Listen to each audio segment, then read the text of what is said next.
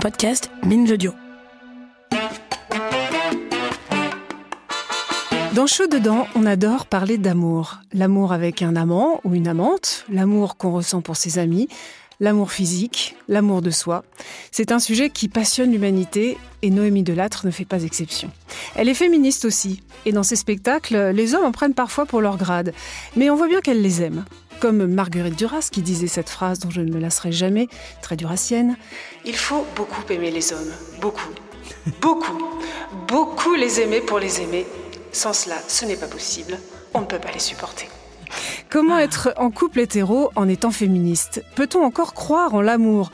Ou comme le disait le regretté Daniel Balavoine, qu'est-ce qui pourrait sauver l'amour ? Noémie s'est beaucoup posé la question et ça a donné 2 spectacles formidables. Féministe pour hommes d'abord, joué 300 fois, nommé pour le Molière du meilleur seul en scène.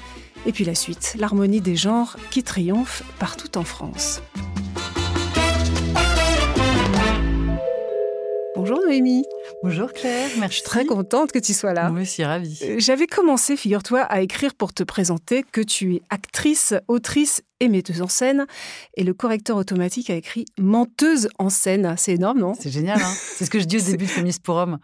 Et tu as eu de la chance parce que moi, maintenant ça va un peu mieux, mais au début, il disait autruche et menteuse en scène. D'accord. Il corrigeait naturellement autrice en autruche et metteuse en scène en menteuse en scène. Donc on n'en est pas encore tout à fait... On n'a pas encore trop avancé dans l'inclusion. Là, j'ai une copine qui vient de recevoir un mail, une réponse automatique à un mail professionnel.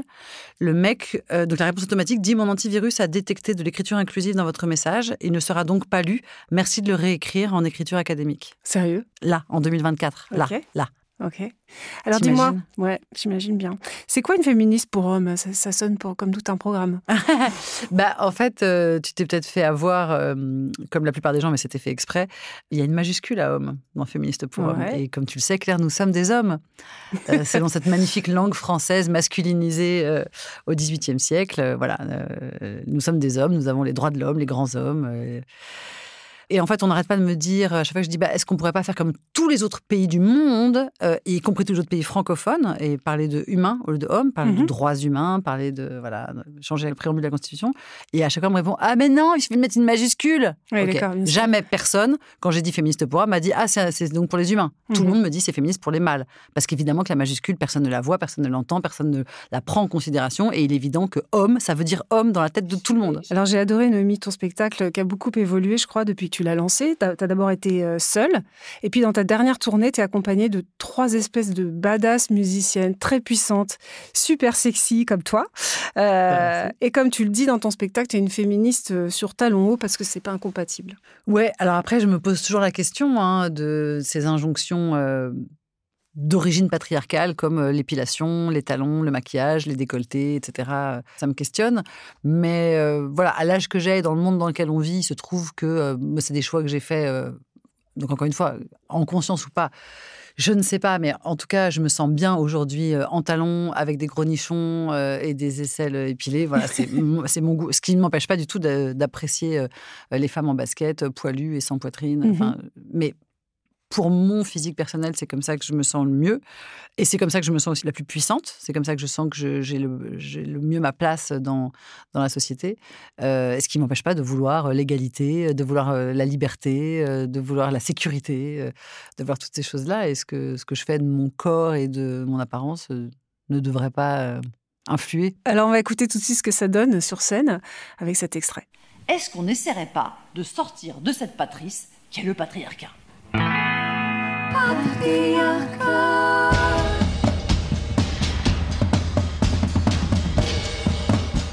Est-ce qu'on n'essaierait pas d'envisager un monde dans lequel on ne serait pas en permanente opposition entre d'un côté les hommes, fort, muscle, paquet, certitude, et de l'autre côté les femmes, pute, vierge, maman, disponible. Alors déjà, ce qu'il faut savoir, c'est que ça n'est pas de votre faute à vous, les hommes. Et je vois que j'ai bien fait de le dire, parce qu'il y en a un paquet d'entre vous qui étaient un chouïa stressés, accrochés à leur couture de pantalon. Mais non, c'est pas de votre faute, bichette, évidemment. Alors ça donne une énergie de dingue de vous voir ensemble sur scène. Tu as longtemps cherché le format idéal ? Non, j'ai évolué au fil de mes envies. Et Féministes pour hommes, c'était la première fois que j'étais seule en scène. J'avais déjà été seule en scène, mais dans des sketchs, dans un spectacle d'humour, et j'avais pas vraiment aimé. Mais là, la version Féministes pour hommes, c'est-à-dire que c'était vraiment comme une tribune, un manifeste, en même temps du cabaret, du théâtre. J'ai adoré ce rapport... d'être face au public et de pouvoir vraiment dialoguer avec le public, interagir. Et puis cette liberté totale que ça donne, j'ai adoré. Mais très vite, j'ai eu envie d'être avec d'autres femmes, j'ai eu envie de sororité, j'ai envie de partager cette expérience avec d'autres, j'ai eu envie de musique, j'ai eu envie d'une expérience plus émotionnelle, moins intellectuelle, parce que Féministes pour hommes, du coup, c'était quand même très, très intellectuel. Enfin, il fallait s'accrocher. C'est 1h45 de texte où je m'arrêtais jamais de parler blablabla, avec des théories, des concepts, des machins. Enfin, c'était drôle. C'est dense. Ça marchait très bien. Et là, tu as ajouté effectivement des morceaux que tu as composés toi-même ? Non, pas composés, parce que je ne suis pas du tout musicienne. Ouais. J'ai écrit les paroles. Et les musiques ont été composées, certaines par une de mes musiciennes, Élodie Milo, d'autres par le metteur en scène, Stéphane Corbin, et une majorité par un garçon qui s'appelle Thomas Cordet, super compositeur, qui nous a fait des instrus vraiment formidables. Tu n'hésites pas à bousculer les hommes dans tes spectacles, mais ce qui est bien, c'est que justement, comme le titre du spectacle l'indique, c'est que tu recherches l'harmonie des genres, pas la guerre homme-femme, parce que ça ne mène à rien. Ah ouais. Et puis, de toute façon, c'est une guerre qu'on a perdue d'avance et qui n'est pas souhaitable. Et enfin, c'est pas ce qu'on veut. C'est pas ce qu'on veut, évidemment. Et je pense que tant qu'on polarisera les individus en fonction de leur sexe, en disant les femmes sont comme ci, les hommes sont comme ça, les femmes doivent ressembler à ça, les hommes à ci, toutes ces injonctions extrêmement castratrices. Et surtout, à partir du moment où on polarise, forcément, il y a un moment où on hiérarchise. Et donc, on se retrouve avec une partie de la population qui domine l'autre, ce qui n'est pas souhaitable. Alors que si on parle de genre, plutôt d'un continuum du genre, on dit qu'on est une humanité une et unie, dans laquelle on peut être comme on veut, avec tant de pourcentage de féminin, tant de pourcentage de masculin, à tel moment de sa vie, évoluer comme on veut. Alors d'un coup, ça devient plus compliqué de s'affronter, puisqu'il n'y a plus de camp. Alors, c'est une question pas évidente à laquelle on va essayer de répondre, Noémie. Qu'est-ce qui pourrait sauver l'amour ? C'est-à-dire, comment on fait ? Je chante, s'il te plaît. Qu'est-ce qui pourrait sauver l'amour ? Merci, j'adore chanter. Comment est-ce qu'on fait pour être féministe et amoureuse d'un homme ? Alors, j'aimerais bien que tu lises un extrait, s'il te plaît, de ton livre, le livre de tes spectacles, parce que tu t'es autoproduite, on en reparlera tout à l'heure. Si tu veux bien nous lire l'extrait. Franchement, je trouve que c'est super compliqué d'être féministe et hétéro. C'est vrai. Moi, par exemple, je me suis toujours pas mal fait draguer dans la vie. Bon, je sais pas, je dois avoir l'indisponible. Bon, bref. Surtout en sortant de scène, avec le mythe de l'actrice et tout. Et ben, depuis que je joue ce spectacle, Féministes pour hommes, jamais personne n'est venu me voir à la fin pour me proposer rien. Ni une histoire d'amour, ni un coca. Ça fait peur, les féministes, c'est ça que tu veux dire ? Ah, bah alors déjà, ça, c'est extrait de Féministes pour hommes. Ouais. Donc, bien sûr que ça fait peur. De moins en moins, enfin, ça évolue quand même, mais oui, ça fait peur. Et après, il y a aussi quelque chose de plus profond, et c'est vraiment pour ça que j'ai écrit l'harmonie des genres. L'harmonie des genres essaie de répondre, enfin pas de répondre à cette question parce que ça serait, mais de la poser, de planter des graines de réflexion sur ce sujet, c'est-à-dire comment faire soi-même pour avoir des aspirations féministes, c'est-à-dire pour vouloir être une femme libre, forte, puissante, avoir une vie professionnelle satisfaisante, gagner de l'argent, faire du yoga, voir ses copines, se balader comme on veut, prendre de l'âge, faire des enfants ou pas, prendre du poids ou pas, être cette femme forte, libre et heureuse, tout en étant hétéro.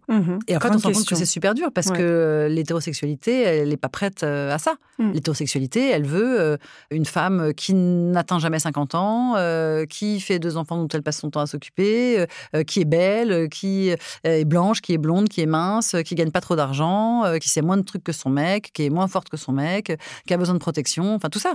Et c'est ce que nous vendent vraiment 99% des films, des séries, des magazines, des bouquins, des people dans les médias. C'est les modèles les contes de fées qui ont bercé notre enfance. Mais c'est ça. Est-ce que quand on est donc une femme qui a réfléchi à ces choses-là, comme toi et moi, est-ce qu'on peut aimer un homme s'il n'a pas remis en question justement ces inégalités qui subissent les femmes ? Alors, j'aurais tendance à répondre non. Enfin, je pense que vraiment non. Mais le problème, c'est que je m'aperçois que même s'il y a réfléchi, il y a des difficultés et qui ne sont pas que de son fait à lui. C'est-à-dire que je me rends compte que même moi, qui était dressé, fabriqué, formaté par ce système, qui était biberonné par ces contes de fées et tous ces modèles que je viens de te décrire, même moi, je vais être plus attirée vers un homme plus grand, plus fort, plus riche, plus puissant, vers des rapports de force un peu à mon désavantage. Même moi, je m'aperçois que quand je triomphe sur scène, quand on me reconnaît dans la rue, quand d'un coup je suis citée comme une penseuse, etc., je vois bien que moi-même, j'ai envie de dire « Mais mon mec aussi, hein Ah ouais. Vous savez, il est super !» Enfin, je sens que ça crée dans... Alors, justement, pas le mec avec lequel je suis aujourd'hui. J'ai rencontré un homme avec qui on réfléchit ensemble à toutes ces questions-là. C'est-à-dire que même si on ressent ces choses-là, on les questionne, on les interroge, on essaie de les déboulonner, quoi. Mais il y a quand même ce réflexe. C'est-à-dire que lui comme moi, on préfère quand c'est lui qui a le dessus. Lui comme moi, on préfère quand c'est lui qui a du succès. On le préfère, je veux dire, de manière érotique. Notre lien érotique, notre kink, notre fonctionnement sous-jacent de réflexe conditionné, il est comme ça. Alors que nos cerveaux disent autre chose. Nos cerveaux sont hyper d'accord sur le fait que c'est génial, que je m'épanouisse, que je sois puissante, que je sois forte, que je sois libre, que c'est tout ce qu'il me souhaite. Et je sais qu'il est 100% sincère dans ce souhait pour moi et qui me veut le meilleur et qui me pousse. Mais nos cerveaux ont un dialogue pendant que nos cœurs et nos sexes, surtout, en ont un autre. Tu penses que la sexualité entre deux êtres complètement égaux, c'est pas comme ça qu'on l'envisage ou c'est pas comme ça qu'on nous la présente? C'est pas comme ça qu'on nous la... Ouais, ça, je suis sûre de ça. Après, ce que j'essaye de mesurer en ce moment, enfin d'interroger en ce moment donc, avec cet homme, justement, c'est à quel point c'est une pure construction sociale et que donc si ça a été construit, on peut la déconstruire et qu'il suffit de travailler, que ça va prendre un certain temps mais qu'on va réussir à déboulonner tous ces trucs. Ou alors, est-ce que ça se trouve, on va découvrir, et ça serait bien les boules, qu'il y a quelque chose de naturel là-dedans, qu'il y a quelque chose de, tu vois, je sais pas, d'animal, qui fait que, ou alors de tellement profondément ancré en nous que ça a fini par, tu vois, par faire partie de nous et par plus être désolidarisable. T'as installé un labo chez toi, en fait. Tu nous diras quelles sont les conclusions. C'est ça, on a installé un labo chez nous, je te jure, c'est ça. C'est exactement ça. Merci pour Parce que pour l'image. C'est une relation récente. Oui, ça fait un peu plus d'1 an. D'accord. Alors justement, je t'ai vu dans un reportage à la télé où tu parlais de ta vie avec ton amoureux. Alors séparément, c'est-à-dire que les journalistes étant les journalistes, je les connais bien, ils ont trouvé une formule, les CELI-couples. Oui, d'accord, c'était pas nous qui avons trouvé la formule, bien sûr. En fait, c'est juste être en couple mais pas habiter ensemble. Oui. Bon, ça existait déjà, mais maintenant, il y a ce mot. Ouais. C'est ça qui peut sauver l'amour ?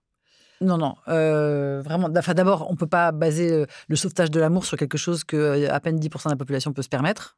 Oui. Parce que ça coûte beaucoup d'argent de vivre séparés, etc. Et qu'il y a plein de gens, pour plein de raisons, qu'elles soient financières ou autres, qui ne peuvent pas faire ça. Donc, si c'est ça la solution, elle n'est pas bonne, il faut en trouver une autre. Mais en plus, je pense pas. Je pense que ça, c'est plutôt un symptôme, pas un symptôme parce que c'est pas une maladie, mais une conséquence. Le fait qu'on habite séparément, une conséquence de quelque chose d'antérieur et qui est peut-être la solution pour sauver le couple et qui est la remise en question systématique, vraiment j'insiste sur le mot systématique, la remise en question systématique de ce qu'on prend pour acquis. C'est-à-dire, à chaque fois qu'on s'apprête à prendre une décision de couple, mais que ça soit une décision grosse comme habiter ensemble ou faire un enfant, ou une décision petite comme ne pas répondre à ce message, ou envoyer une pique, ou faire un reproche, de se demander, est-ce que c'est vraiment moi qui veux emménager avec cette personne, et si oui, pour quelle raison ? Moi qui vraiment veux lui reprocher quelque chose, ou est-ce que c'est ce que m'indique une société ultra formatée depuis des décennies, mais qu'en fait, ça n'a rien à voir avec moi. Et c'est valable pour tout, y compris, est-ce qu'on est sûr qu'il faut faire des enfants avec les gens qu'on aime ? Pourquoi est-ce qu'on ne ferait pas des enfants avec des gens qui seraient des coparents ? Donc, on fait des enfants, et comme ça, il n'y a pas de drama, on ne se sépare pas, on est occupé à s'occuper des enfants. Enfin, donc, les enfants sont la priorité de ce binôme, de ce couple de parents, qui peut être des amis, des hommes, des femmes, enfin, peu importe. Et à côté, on s'aime, et ça, c'est autre chose. Aussi, on peut imaginer que les gens qu'on aime ne sont pas forcément ceux avec lesquels on couche. On peut imaginer que la sexualité, ça serait un truc aussi détendu et tranquille que se faire masser ou faire du sport, et qu'on peut faire du sexe dans certains endroits, certains contextes, et puis aimer quelqu'un d'autre pour la vie? Pourquoi imaginer qu'il faudrait choisir entre une forme de sexualité, homo ou hétéro? Pourquoi est-ce qu'on ne pourrait pas juste aimer des gens? Et puis, alors effectivement, une fois qu'on a 80 ans et qu'on a couché qu'avec des gens du même sexe, on peut dire oui, je crois que je suis gay. Mais tu vois, de le dire à la fin comme une conclusion plutôt que comme un préambule. Je pense que tout est sur la fidélité, pareil. Pourquoi est-ce que ça serait le sexe qui serait le siège de la fidélité ou de la trahison? Pourquoi ça ne serait pas le désir? Pourquoi ça ne serait pas le travail, la création? Pourquoi ça ne serait pas la cohabitation? Je ne sais pas, il y a 1000 choses. Moi, il y a des gens avec qui j'ai couché, je ne me souviens pas de leur prénom. En revanche, les gens avec lesquels j'ai travaillé, je me souviens tous de leur prénom. Enfin, j'ai plus partagé avec les gens avec qui je travaille. Où est l'intimité? Où est-ce qu'on veut partager? Enfin, je pense qu'on a, pour des raisons qui s'expliquent très facilement, mis en place un système très rigide qu'on a tous et toutes accepté pendant des siècles. Et d'abord, c'était un instrument de contrôle social. Effectivement, oui, un contrôle social, un contrôle des naissances, un contrôle des dynasties, des héritages, des lignées. Tu as tout à fait raison. On peut le contester maintenant en 2024 en se disant on n'a peut-être plus besoin autant de contrôle sur les populations. Ce me semble. Mais le poids des normes reste très important. Le désir, justement, parce que tu parles spontanément de sexe, comment on le sauve? Là, c'est facile pour moi de dire ça. Ça fait un an qu'on est ensemble. Non, mais j'ai précisé ma pensée parce que on entend souvent le cliché sur les femmes qui n'ont plus de désir après 45-50 ans. C'est peut-être parce que leur vie sexuelle est plate, qu'elles sont avec la même personne. Non, mais il y a cette sexologue, Esther Perel, qui a écrit plusieurs bouquins que je trouve passionnants, et elle dit que, donc elle était sexologue, thérapeute, etc., et chercheuse, et donc elle dit qu'après des années dans son cabinet à recevoir des couples qui se plaignaient, que c'était le problème numéro 1, c'est on n'a plus de désir, on n'a plus de vie sexuelle, ça va pas, etc. Et qu'en fait, il y a une espèce de piège qui est insensé. Et donc, j'en parle un peu d'ailleurs dans l'harmonie des genres, en le vulgarisant. Mais dans le spectacle, je dis, la personne que tu aimes, c'est la personne avec qui tu veux être familière, intime, en connivence, en complicité. Tu veux tout savoir, qu'elle sache tout. Tu veux être avec elle tout le temps. Tu l'aimes, tu veux l'aimer. Bon, ça semble compliqué au bout d'un certain temps que cette personne soit celle que tu désires. Parce qu'il faut de la distance pour désirer. Tu ne veux pas désirer quelqu'un qui est là. Et je fais ce mime. Oui, je me souviens. Et en fait, c'est ce qu'elle dit. Elle dit... Tu peux pas nous le refaire. Coller. Elle dit, les gens font tout pour être ensemble tout le temps, pour tout savoir l'un de l'autre, pour anéantir la distance entre eux. Ils font cet effort-là et c'est ça pour eux, aimer. Et ensuite, une fois qu'ils ont réussi, ils se plaignent de ne plus se désirer. Et elle dit, en fait, le pire ennemi du désir, c'est l'amour. Cette manière-là de s'aimer est exactement ce qui va faire que vous allez venir me consulter dans 10 ans parce que vous n'aurez plus de désir. Et donc ça, je trouve ça super intéressant. De mémoire, je ne crois pas qu'elle propose de solution réellement à ça, mais je pense que déjà, la prise de conscience, ça rejoint ce que je propose, qui est un questionnement systématique. Je pense que questionner ça et avoir ça en tête, c'est sans doute une piste de solution, je pense. Et après, encore une fois, c'est que des « je pense ». Qui suis-je pour parler? Ça fait même pas un an qu'on est ensemble, donc on en reparlera dans 20 ans. Ouais. Ou même dans 3. Ou même dans 3. Ah dis donc, merci. Optimiste. Mais je vois les bases de notre relation sexuelle, je vois comment elle se construit, et j'ai le sentiment qu'on est en tout cas bien équipés, dans la mesure où justement on n'a accepté aucun préalable. On n'a pas décidé qu'on serait exclusif sexuellement, on n'a pas décidé, on s'est rien interdit a priori, on s'est rien imposé a priori. La seule chose qu'on se demande, c'est de jamais rompre le lien.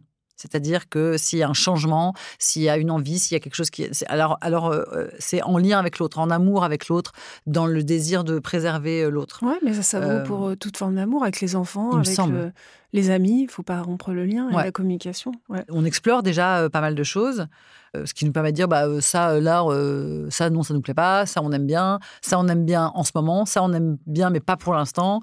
Et c'est vrai que du coup, je ne vois pas comment une routine pourrait s'installer.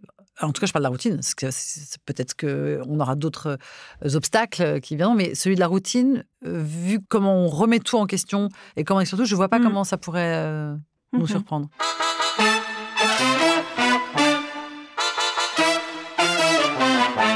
Alors, je vais tout vous raconter, chères auditrices. J'ai rencontré Noémie à un mariage et je peux témoigner que tu te poses tout le temps des questions parce que tu demandais ce jour-là, parce que tu avais un nouvel amoureux, s'il fallait guider l'autre dans le sexe, par ici, pas comme ça, par là, ou s'y parler, au contraire, c'était pas rompre la magie. Tu te souviens que tu posais cette question? Alors, maintenant que ça fait plusieurs mois que vous êtes ensemble, est-ce que tu as trouvé la réponse? Ah, génial. C'est vrai, je me souviens très, très bien de ça. En tout cas, j'ai beaucoup avancé sur cette question. Et en fait, je me suis rendu compte que, pour moi, il y avait quelque chose de sacré dans le sexe. Enfin, il y a quelque chose de sacré dans le sexe. Je trouve ça important qu'il y ait cette dimension-là. Enfin, pas tout le temps, Si, tout le temps, en fait. Et d'ailleurs, quand il n'y a pas de dimension sacrée, moi, il me manque quelque chose. Qu'est-ce que tu appelles sacré? J'appelle sacré quelque chose qui n'est pas trivial, qui n'est pas... c'est pas rien. Quelque chose qui est en conscience, quelque chose qui peut avoir une part de spiritualité, de religiosité même, on pourrait dire. Non, je trouve que sacré, c'est mieux que religieux, parce que justement, c'est pas un truc dogmatique du tout. C'est, oui, il se passe quelque chose quand même. C'est nos corps, mais pas seulement, c'est nos inconscients, c'est notre intimité, c'est quelque chose qui va communiquer, qui va laisser une trace sur chacune de nous. Si on le veut, parce que moi, je crois pas du tout que c'est forcément ça. Il peut y avoir, encore une fois, des parties de sexe qui sont très gaies et qui laisseront aucune trace. Et voilà. Qui sont légères. Ouais. Voilà. Moi, j'aime quand il y a cette dimension sacrée. Et surtout si je suis amoureuse. C'est pas une activité comme un autre quand on aime la personne. Mais le problème de ça, c'est que comme justement on a été formaté par une sexualité hétéronormative, androcentrée et globalement sexiste, si on reste dans ce truc sacré où on se dit rien, en fait, les films m'ont fait croire qu'une bonne sexualité se passait de mots. Donc maintenant, effectivement, je pense qu'il vaut mieux communiquer. Évidemment que c'est hyper important de communiquer. En fait, le plus important, c'est déjà de communiquer avec soi. Ce qui est déjà pas évident. Il y a plein de femmes à qui on n'a pas appris ça. Communiquer avec soi, ça veut dire vraiment écouter son désir, écouter son plaisir, écouter ses limites, écouter de quoi on a envie. Enfin, moi, j'ai passé des années, et ça n'avait rien à voir avec mes partenaires, c'était moi. Je rentrais dans une relation sexuelle avec comme seul objectif de performer, d'être performante, d'être une bonne petite baiseuse. Tu as expliqué ça, que effectivement dans ton spectacle avant 40 ans, tu étais très centrée sur le désir des hommes qui partageaient ton lit. Mais tout désir, plaisir. Enfin, en fait, je me suis rendu compte que quand je rentrais dans une relation sexuelle, l'idée de mon plaisir ne me traversait même pas l'idée. C'est même pas que je me disais oh non, c'est que en fait je me disais pas genre, si je vais à la boulangerie, j'achète un pain au chocolat, je salive, je pense déjà à mon plaisir au moment où j'achète le pain au chocolat. Et aujourd'hui, quand j'entre dans une relation sexuelle, je pense déjà à mon plaisir. À l'époque, non, même pas. Je rentre dans une relation sexuelle en me disant je vais performer, je vais être en représentation, je vais être en action, je vais être en... Voilà. Et donc déjà, le temps qu'il m'a fallu et la recherche pour me dire ok, j'aime ça, j'aime pas ça, je veux pas ça, ça a été colossal. Et encore une fois, j'insiste, c'était pas de la faute de mes partenaires. Il y en a plein d'entre eux qui étaient super et qui me demandaient qu'est-ce que tu aimes, qu'est-ce que tu veux, est-ce que ça te va. C'est juste que j'étais pas capable de répondre. J'étais même pas capable de me poser la question à moi-même, d'ailleurs. Donc déjà, effectivement, ça, communiquer avec soi-même. Et ensuite, évidemment, communiquer avec l'autre, être capable de transmettre ça. Oui, ça me semble absolument fondamental. Et après, effectivement, c'est au goût de chacun et chacune de préserver du sacré ou pas. Mais je pense qu'il peut y avoir du sacré en parlant. Ouais. Sans transition, ça m'intéresse. T'en parles pas forcément dans ton spectacle, mais tu es maman. Tu es un garçon de 10 ans, je crois. Ouais. Comment tu l'élèves? Ça m'intéresse. C'est... Évidemment, dans les problématiques qui nous intéressent. Mais c'est marrant parce que tu dis sans transition. Et non, t'as raison. Il y a une transition qui est directe. D'abord, il y a une relation de cause à effet entre le sexe et la maternité. Mais c'est je ne vais peut-être pas utiliser exactement le même genre de ton. Mais oui.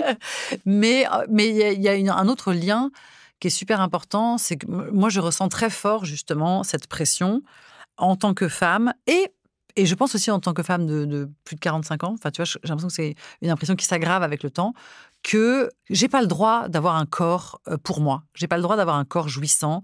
J'ai pas le droit d'avoir un corps désirant. Je suis censée être un corps à disposition, enfin, un corps maternel, un corps qui prend soin des autres, un corps qui nourrit.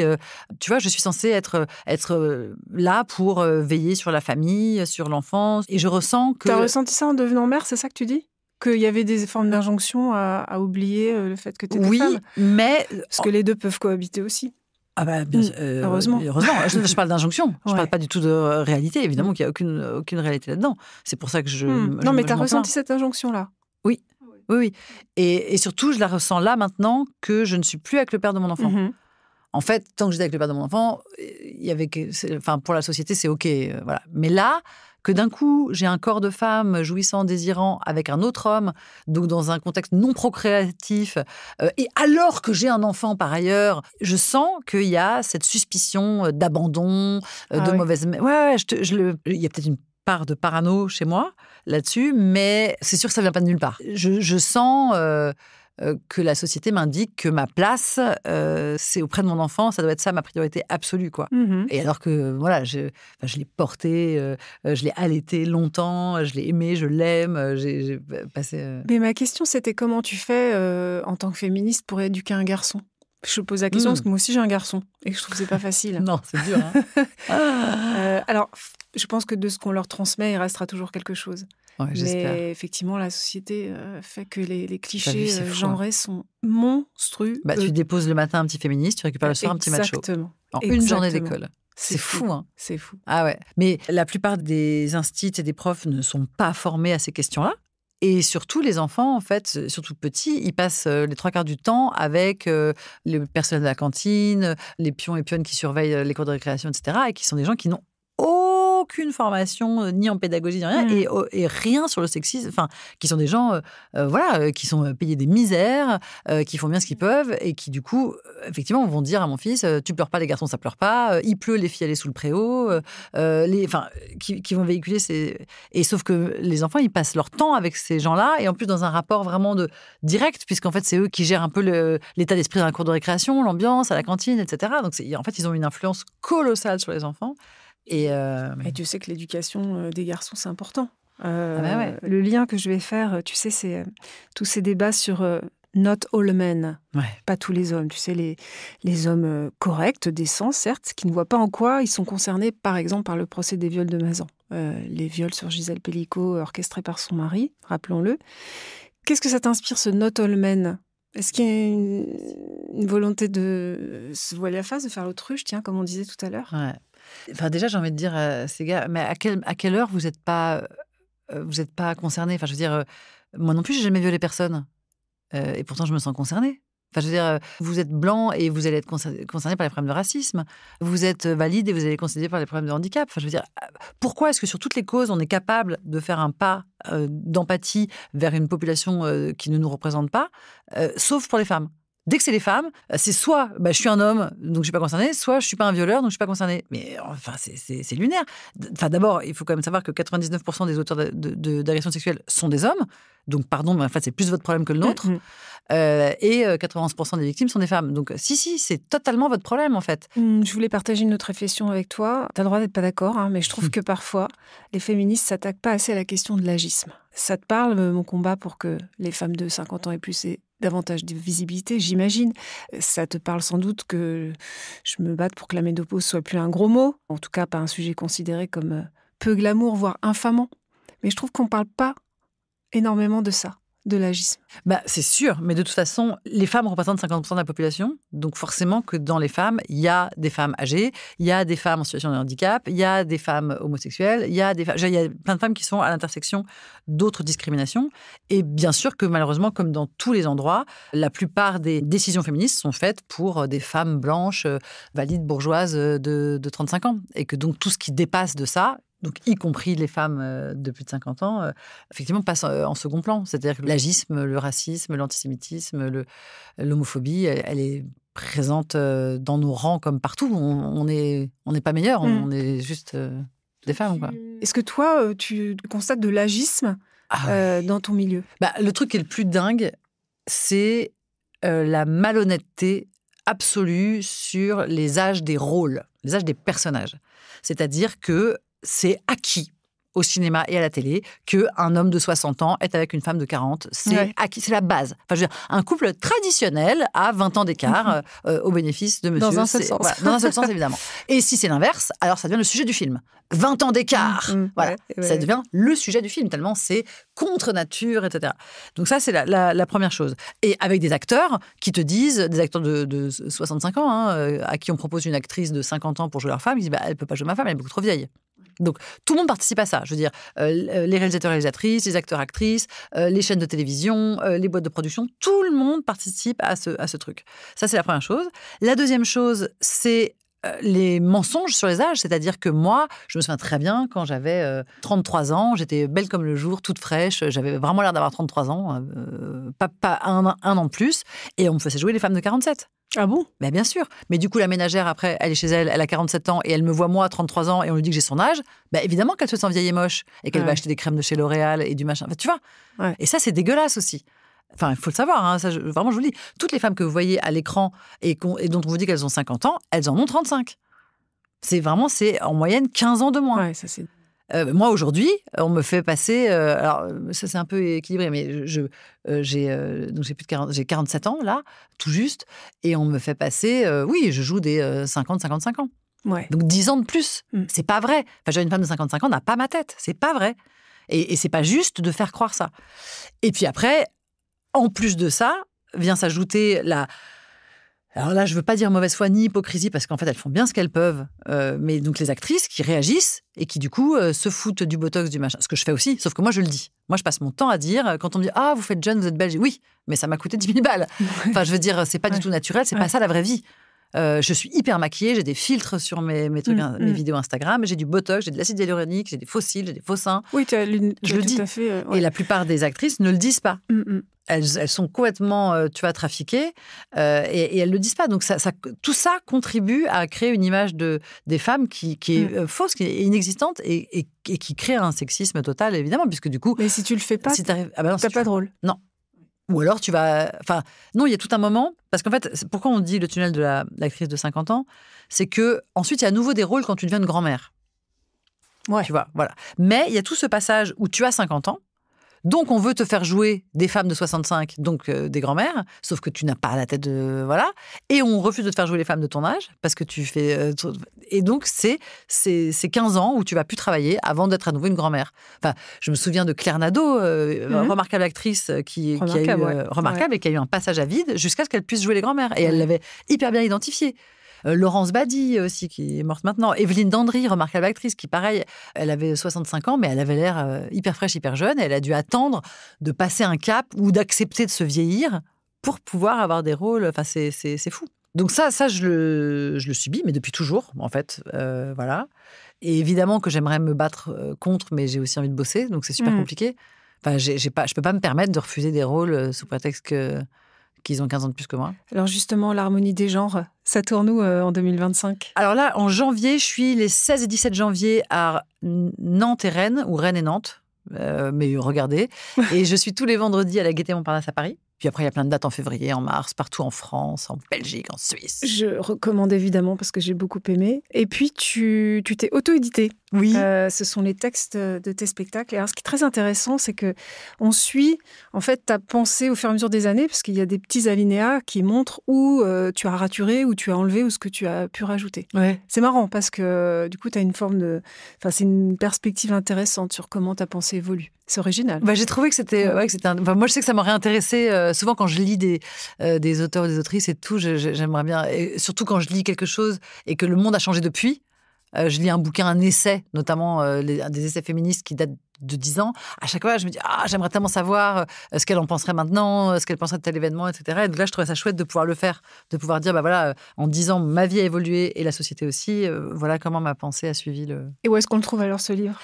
Sur mon site, noémiedelattre.com, j'imagine. Ouais. Ou sur Instagram. Enfin, voilà, c'est que de la vente par correspondance, puisqu'il est auto-édité. Donc, du coup, j'ai mon stock chez moi. C'est moi qui imprime les petites étiquettes, qui va à la poste. Tu fais la petite dédicace qui va bien. Non, parce qu'il est sous blister, bêtement. Ah mince, ouais. D'accord. Bon, ça, c'est pas moi qui ai choisi. Mais pas de dédicace. Ok, donc ce sont les textes de tes deux spectacles. Ouais. Je rappelle, l'harmonie des genres et féministe pour hommes. Eh ben, merci Noémie, ça fait longtemps que je voulais t'inviter. Oh, je suis très contente. Moi aussi, je suis ravie. Mais j'aimerais bien faire 1 heure. Keep up the fight.